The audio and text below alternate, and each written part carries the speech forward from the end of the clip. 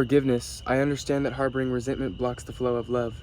Modern psychology emphasizes the necessity behind forgiveness, not holding on to the wounds of which were ensued unto you, allowing them to define you, allowing involuntary aspects of your existence of which you had no control over to be your guide.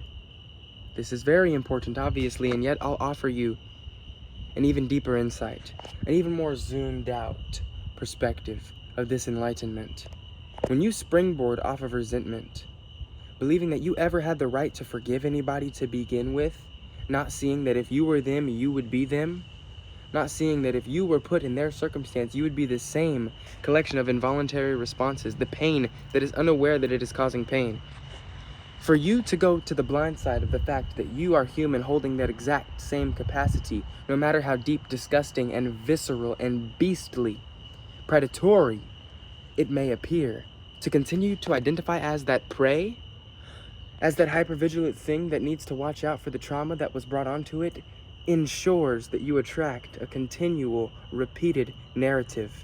The narratives of which we hold on to reflect themselves externally.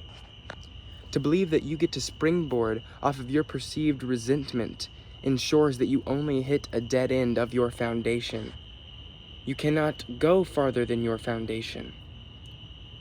Your foundation being in resentment, being, oh, I am a victim to these circumstances in life, feeling owed, being entitled because of how abandoned and deprived you feel at the core, the oscillation between entitlement and abandonment, the pride of which every human exhibits because all of us have been hurt.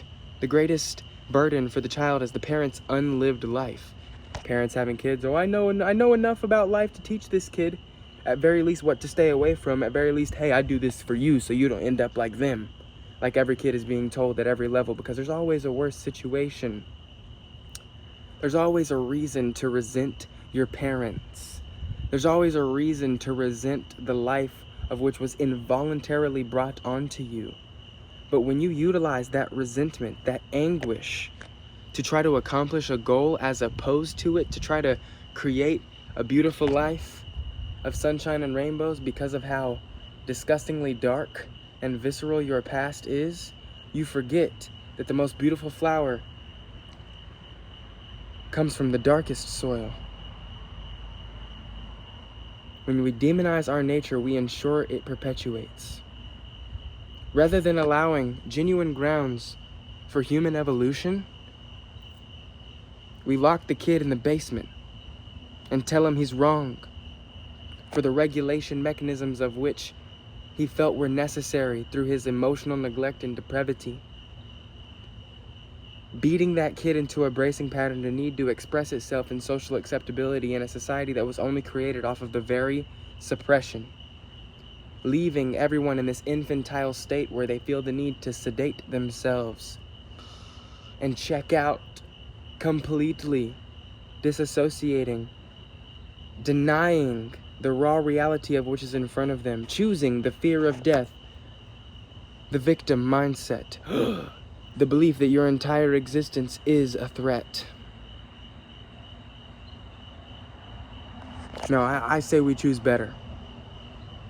I say we evolve. I say we go past the resentment of ourselves, because that's all you could ever be resenting. That's all that you could ever be holding on to. The only part of you that thinks it even has the right to forgive anything is the part of you that forgot it was already everything. So why are you caught in this constant cycle of needing to forgive yourself? Are you that mad at yourself? Do you believe that your baseline tendencies, that your animalistic nature is so disgusting that it needs to be sterilized to this extent? Do you feel the need to demonize your nature that much that you ensure you invite those ghosts into the family line? Parents having kids, hiding from the very shadows that created them, ensuring that the kid will need to rebel. Because when you build your foundation on a mask, a lie, when you derive life from pain, pretending like you're not deriving it from pain, you ensure that there's no farther goal for anybody to attain other than the perpetuation of that very pain. Release. be. And that is the extent of the message for today. I understand that harboring resentment blocks the flow of love by all measurable metrics. I am nobody to resent. If I'm gonna take responsibility for this life, I'm gonna understand my hand and my authority in it.